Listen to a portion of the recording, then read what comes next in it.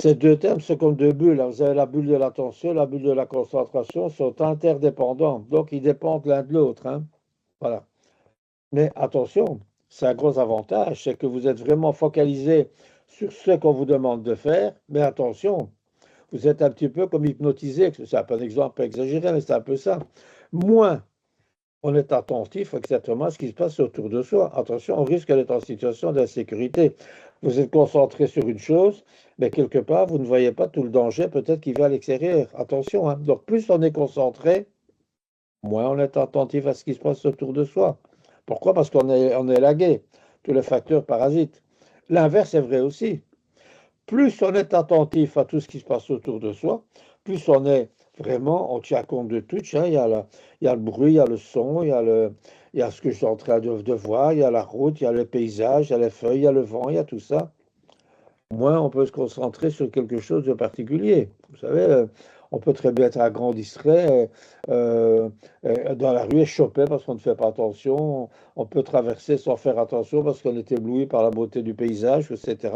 Donc, plus on est attentif à tout ce qui se passe autour de soi, plus je suis quelque part un doux rêveur, moins je suis concentrable, si on peut dire ce terme-là, sur quelque chose de particulier. Donc voilà, c'est interdépendant et quelque part l'un dépend de l'autre, et si on accentue l'un, on réduit l'autre, et inversement également. Donc voilà, de l'activité normale à le dernier facteur qu'il y avait dans le truc, l'hyperactivité. Le coco, je vous ai expliqué tantôt, j'avais vu là-bas, lui, il est hyperactif, il remue tout le temps. Il est malin, il est très malin, il aime bien tout, les sciences, les maths, la géographie, l'histoire, il aime bien tout, etc. Mais il ne sait pas faire ça sans remuer. Donc il remue, il fait attention, il se concentre. Le prix à payer pour qu'il puisse être disponible en classe, c'est de remuer tout le temps. Oui, certains profs acceptent ça, de manière acceptent, ou finalement sont assez tolérants avec ça, d'autres pas du tout, hein. Donc ça dépend. Donc l'hyperactivité, c'est souvent perçu de manière assez positive, hein. Il est hyperactif, c'est pas un mot, c'est pas un lymphatique, c'est pas un qui se laisse aller, pas du tout. C'est perçu comme une capacité à être plus efficace, à faire plus et plus rapidement. Oui, minute, à certains moments, hein. Quand on est au travail, quand on fait du travail physique, à certains moments, si vous devez rentrer du bois, vous êtes hyperactif, vous allez faire ça de manière très pertinente. Mais voilà. Attention à l'épuisement également. Voilà. Mais pour ceux qui en souffrent, c'est une véritable gêne parce qu'ils doivent tout le temps bouger, tout le temps, tout le temps, tout le temps, bouger, parler beaucoup. Il y en a qui sont dans une logorrhée comme ça, perpétuelle.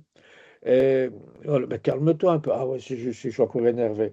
Ils doivent faire des efforts considérables pour tâcher de retrouver un calme normal, une situation un peu, je dirais, socialement acceptable. Voilà. Il y a le mouvement, il y a le physique, il y a tout ça. Il y a tout ça qui bouge tout le temps. Bon, voilà, ça peut déranger l'environnement. La personne qui s'adresse à vous, elle est un peu perturbée par votre mobilité continue. Il y a autre chose qu'on rencontre souvent et qui est lié de l'un à l'autre, ce sont le rythme des pensées, je dirais. C'est que la pensée qui gigote tout le temps. Une idée entraîne une autre idée. Vous avez ça notamment chez les enfants, certes pas tous, hein, chez certains enfants à haut potentiel intellectuel. Ils ont une espèce de bouillonnement dans le cerveau, ça boue tout le temps, hein, une marmite en ébullition. Il y a des idées qui arrivent l'une derrière l'autre, en cascade, ça boucle, ça boucle. Il y a des connexions. Le câblage neuronal est tellement pertinent que finalement, qu'une idée entraîne une autre, une troisième, une quatrième, une cinquième. Alors ça fout le camp dans tous les sens et ils ne savent même plus de quoi on parle. Ah, ils sont ailleurs. Voilà. Du coup, dans la tête, ça ne va pas, ils gigotent. Donc, ils sont dans l'hyperactivité mentale et l'hyperactivité physique. Certains n'ont qu'une chose. Certains sont de l'hyperactivité mentale et contrôlent comme ça, comme une espèce d'ermite, ainsi contrôle tous les sens. D'autres, malheureusement, ça se transmet par une agitation, pardon, physique supérieure. Certains, comme ça, ont un volume de pensée énorme et quelque part, ils gigotent tout le temps. Ça leur permet de se concentrer. Vous voyez la jambe qui bouge tout le temps. Ils sont tout le temps en train de gesticuler. Ils s'assiedent sur la jambe gauche, ils s'assiedent sur la jambe droite. Ils se lèvent, ils doivent descendre au-dessus du banc, ils pensent, ils sont tout le temps comme ça. Donc, vraiment, le corps est sans arrêt actif, actif, hyperactif. Donc, mental et actif, ce sont les deux choses que l'on rencontre le plus souvent chez ce genre d'individus. Bien, voilà. Donc l'hyperactivité est TDAH. Voilà. Nous allons maintenant voir un petit peu l'hyperactivité. Vous direz, c'est très embêtant pour le gamin, pour l'adolescent, pour l'adulte également. C'est très embêtant pour la personne qui est en charge de vous transmettre peut-être de la connaissance, etc. Mais il y a pire que l'hyperactivité. Il y a encore pire là-dedans, vous savez.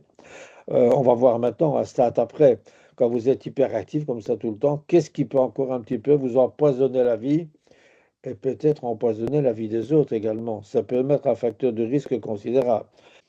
Donc la vie au travail. Donc la vie au travail, c'est, comme je l'ai expliqué avec le cas de notre ami là qui est parti, s'est émigré pendant pas longtemps aux États-Unis.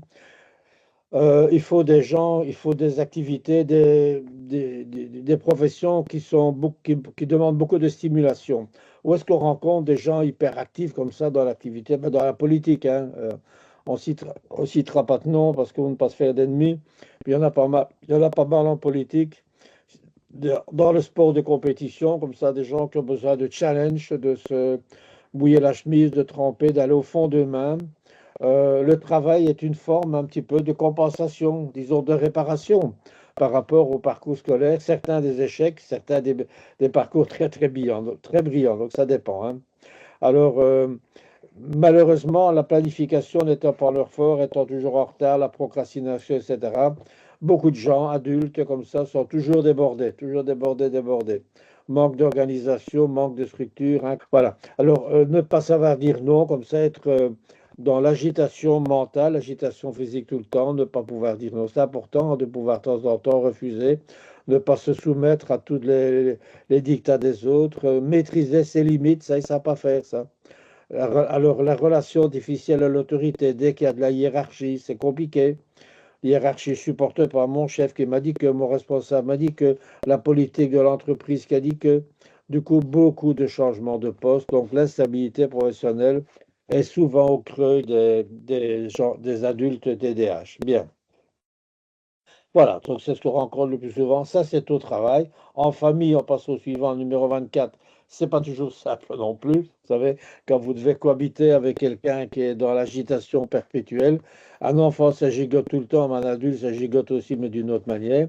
Ce sont des gens passionnés, tous les intérêts, certains du moins, sont enthousiastes, très sensibles, attention, mais très, très, très frustrés aussi, facilement, hein. Allergiques à la routine, il faut toujours changer, changer, changer. Le week-end doit être toujours saturé de tout un tas de choses là-dedans. Remise en cause du couple. S'il y a trop d'habitude, je m'ennuie. Elle ne fait rien pour moi. Oui, il ne fait rien pour moi. Beaucoup d'oubli. S'il faut sortir avec le bébé, on oublie les biberons, on oublie les tétines, etc. C'est un exemple, hein. Alors, lien complexe, parents et enfants par rapport à l'autorité. Évidemment, les adultes reproduisent un petit peu ce qu'ils ont fait subir à leurs parents, hein. Donc, quand ils deviennent peut-être eux-mêmes parents, bah, les enfants sont peut-être des copies presque pas conformes à peu près ça d'eux-mêmes. Donc, les relations d'autorité ne sont pas faciles. Pourtant, je suis passé par là, je ne comprends pas mon gamin. On n'agit pas toujours comme adulte, ou alors quelque part, il me ressemble seulement, hein. Donc, on ne sait rien faire à ça, hein.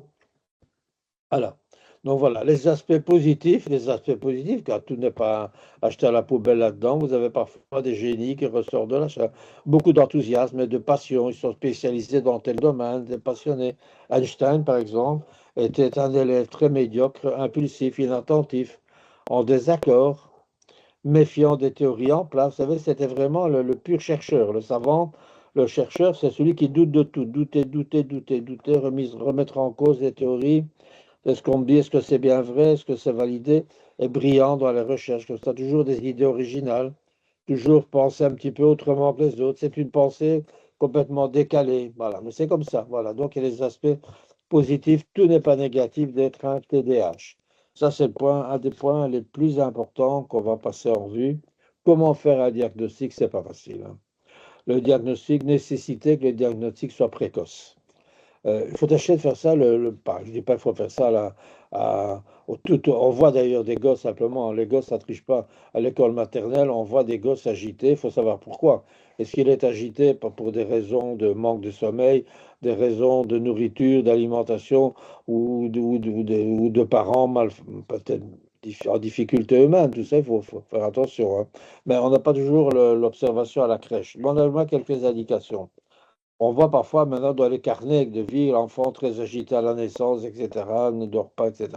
Par contre, à l'école maternelle, on commence à voir quand même l'observation de l'institutrice est une part intéressante.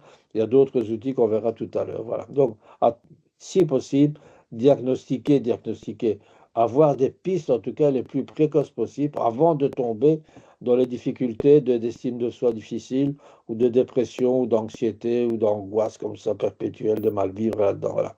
L'entretien avec un spécialiste est aussi quelque chose de capital au départ. Voilà. Alors, il est important d'avoir une anamnèse bien fouillée, hein, une anamnèse bien fouillée, retracer l'histoire avec les parents, les parents, si possible les deux, quand il y a moyen, l'histoire dans les différents lieux de vie, manifestations, comment ça s'est concrétisé, l'hyperactivité, est-ce qu'il était au parc, est-ce qu'il était chez une gardienne indépendante, est-ce qu'il était gardé par mamie, et comment ça s'est passé, voilà.